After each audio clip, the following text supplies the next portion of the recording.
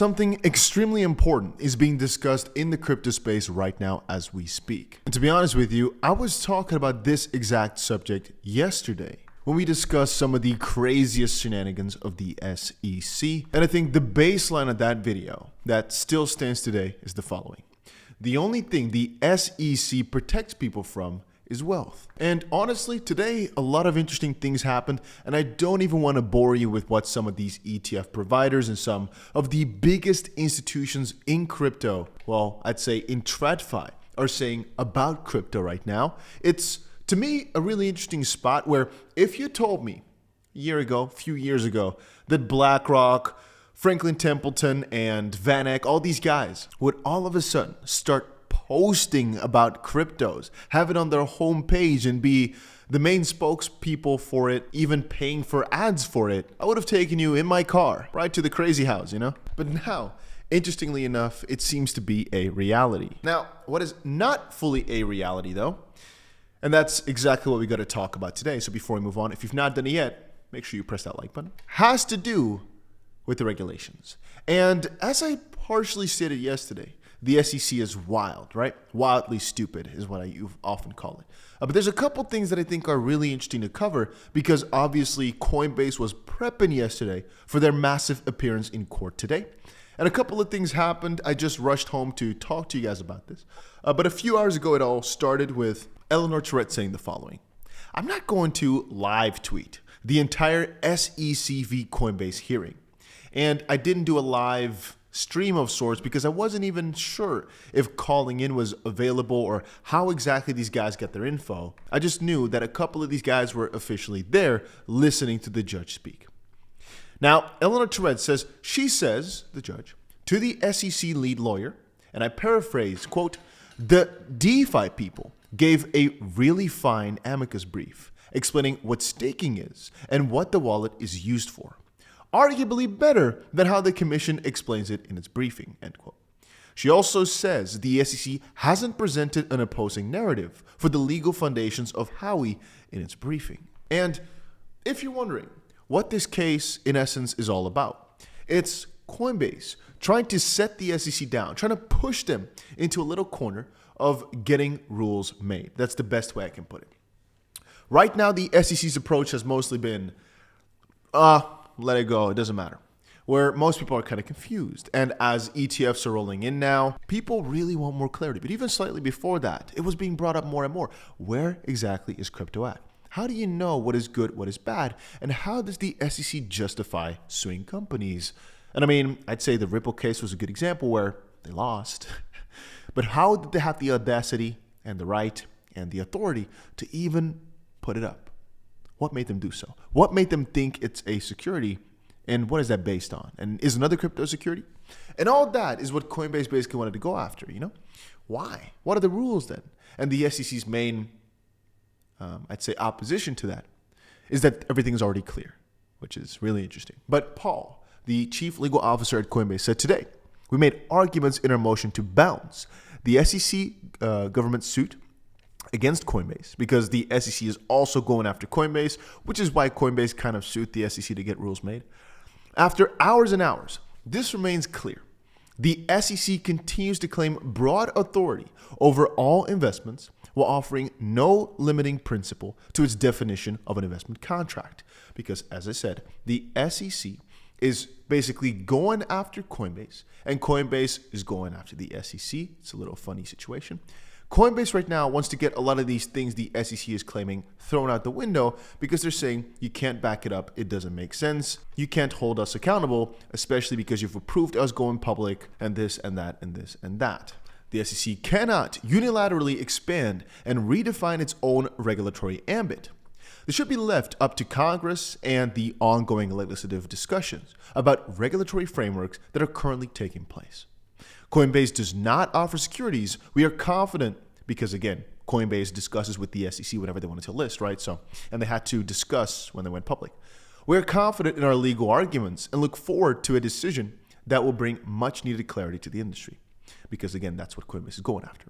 We appreciate the opportunity to present our case, and we thank the court for its careful consideration. And it goes on a bit further. For example, Brad Garlinghouse also saying, Specifically on CNBC, Ripple CEO calls the US SEC chair, Gensler, a political liability over lawsuit. And more specifically, I do think the chair of the SEC, Gary Gensler, is a political liability in the United States. And I think he's not acting in the interest of the citizenry. He's not acting in the interest of the long-term growth of the economy, and I don't understand it.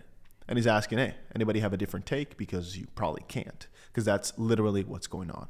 Now, there's only one thing that I'm slightly skeptical on in this whole debacle, which is, just let it up to Congress. Because I've been here watching all these videos for months and months and months. I'd say years, but specifically these videos for a couple months, like dedicatedly. I've watched almost every single hearing. When it comes to crypto, I've watched everything, but almost every hearing as well, because I kind of wanted to get their flow with whether or not they get things done. And I'd say the Congress, and this is a hot take maybe, can get things done.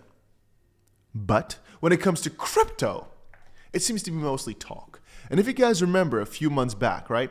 I don't have to show you the video, but this U.S. congressman, right here, the chairman, Patrick McHenry, he said, Gensler, be transparent about everything or we're going to subpoena you. We're going to basically question you about a lot of things because things are vague. And Warren Davidson came in, a couple others came in, and the problem is nothing happened afterwards. It didn't change. They didn't become more open. Nothing changed. So why did the subpoena never come? They're always saying, we're going to go after you, Gensler, but they never do. To which extent I think you see they can keep getting away with this because nothing's happening. And if there's never any opposition, and I don't want to be the bearer of bad news only, right? I don't want to make videos 10 times a week talking just about how ridiculous this is. But when I then look into all of it, right? A digital asset investor also said, I think Patrick chose to quit instead of doing the right thing and issuing the subpoena. But I digress. Earlier, we talked about why, and I'll show you. But I could just say. Earlier, we talked about the XRP ETF. Larry Fink, the CEO of BlackRock, and Brad Garlinghouse, the CEO of Ripple, were both asked, hey, what do you think about an XRP ETF? And they couldn't talk about it. We're like, why? Well, the Ripple case is not fully over. Maybe there's something in that corner that's still ongoing, that's still being discussed.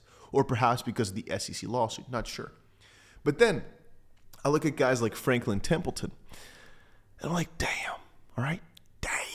These guys are actually tweeting about crypto just like that. They said other layer ones outside of Bitcoin, ETH, and Solana have massive potential, and we are continuing to support, monitor, and develop on these networks as they grow and mature. To which I think if you told me that this would happen in crypto, I would have not believed you ever. However, I relate it back to saying these guys are also just giving a big middle finger to the SEC because following the SEC's eyes. Solana, for example, ain't fully safe. And I really wonder which other layer ones they mean when ultimately this is also them turning against the SEC now. But anyway, I've said it and I'll say it again. I personally think a lot of big players are looking at the crypto space right now because they know a massive crash is coming for the traditional markets. And it also, from their perspective, makes sense to have some assets that go against their grain, that are outside of their usual industry as a hedge. In that similar field, any single economist, any person in the stock market knows that it has ups and downs, but there's a good chance that eventually Bitcoin could either have a very interesting correlation with inflation or just have either some sort of store of value type of connection to gold, and perhaps coins like XRP, coins like Ethereum, coins like Solana can really actually go along with the stock market in a certain way because these platforms are going to be so much more used by these massive companies that they're just going to be pretty along the lines of steady gains, but then more than the stock market, with whenever there's a bear market also deeper dips. But so from that perspective, I think this crypto space is here to stay. It's not a question that's on my mind. The only thing that's on my mind pretty much constantly is how will the SEC screw us over tomorrow? What will the SEC do over the next few hours, the next few days, the next few months, the next few years to screw us over, keep us from making money, and most importantly, to screw over all the people? Because I personally think that right now there are a lot of institutions that cannot speak about this, that do not want to invest in crypto, because of the SEC's gatekeeping. We saw with XRP, they lost the case. We see with Coinbase right now, the SEC will lose But why don't they want to sit down and make some rules? I've discussed this so many times and I still don't fully know. But right now, I'll just quickly state it again. It's really quite trashy the way that these things are being handled. But Coinbase is putting one hell of a fight up. And it is an interesting discussion, I'm going to be honest with you, because from the SEC's way of writing things, I can sometimes understand how a judge could be confused if they're not very familiar with the whole story. I mean, Coinbase puts up saying it's the difference between buying Beanie Babies Inc. and buying Beanie Babies, 𝗕𝗏 said, this lawyer for Coinbase's side, right? Because buyers don't get any rights as part of their purchases as they do with stocks or bonds. Beanie Babies, which were subject of the 1990s collecting boom and bust that some have likened to crypto, had come up earlier in the hearing when 𝗬𝗪, the judge, expressed concerns that the SEC's position might lead to the regulation of collectibles because ultimately there's an argument to be made that this is pretty similar.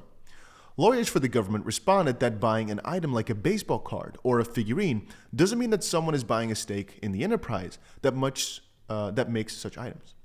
Then again, they did try to claim that if you're buying this in a tokenized version, then it is a problem, which is where things get so stupid. But they said that wasn't the case with tokens sold on Coinbase.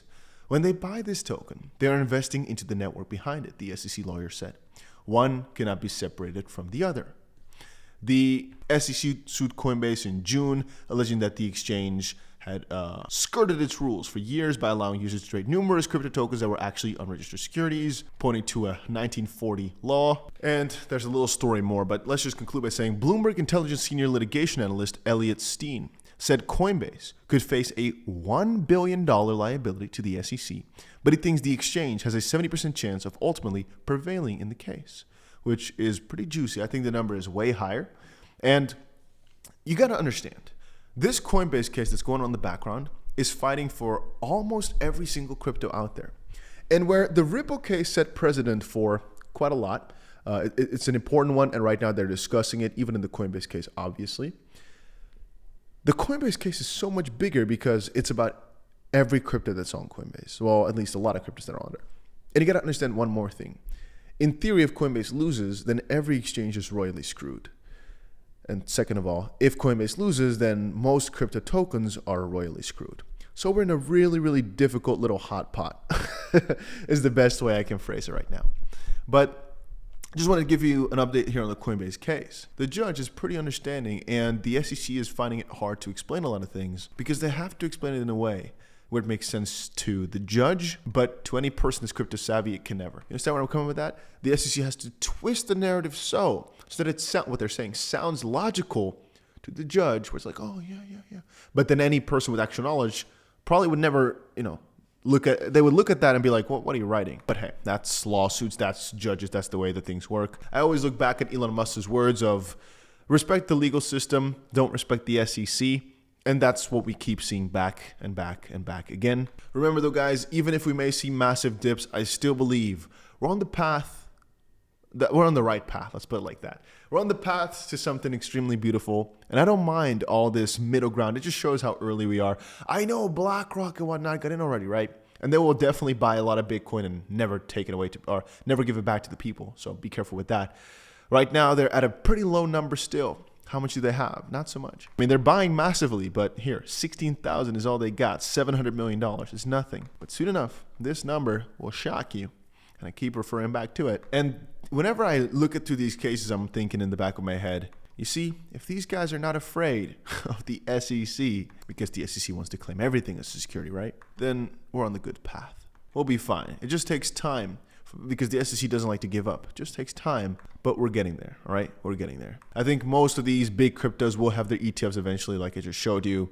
These guys are going for crypto hard. They're pushing the advertisements hard. And VanEck is actually in a really interesting spot right now where Coinbase had the argument with the SEC, or with the judge, I should say, that a baseball card is following the SEC not a security, but a tokenized version of a Pokemon card would be.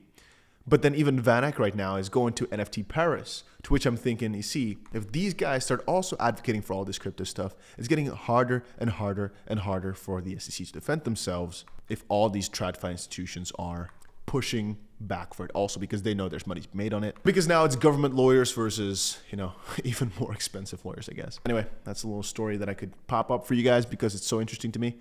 Let me know down below if you if you find these things interesting as well. I have a little problem with my new setup here.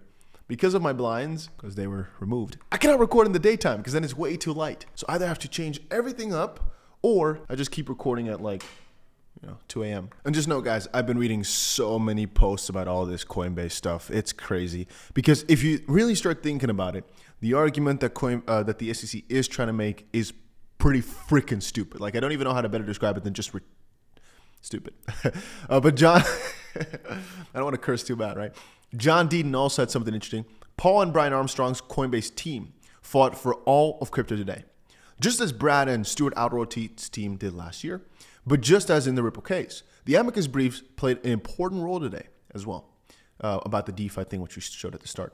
We have our differences and we may favor different products and platforms or tokens, but when we come together as a community, we will be victorious. One's victorious over government overreach and intrusion. We can go back to arguing about which technologies are the superior ones. But at the end of the day, I do not know exactly how you can show support, but just know that it's all in this together, right? When it comes to these specific SEC things, we're all in this together versus the SEC. I don't want to even say versus the government, because I think guys like the CFTC and Congress and whatnot, they're not on the same side. I think it's mostly just Gary Gensler and his gang of goons, which I would call it, but it will be over soon. Brad and all the others said, oh, the moment that a new head of the SEC comes in, I'm not sure it's going to change then. I think perhaps it's going to change one rat for a new mouse, if you know what I mean. But I'd say let us see. It's been an interesting journey. Hopefully, you guys enjoyed this little crypto update. If you did, make sure you press that like button. And I'll probably be back with some juicy crypto stuff tomorrow.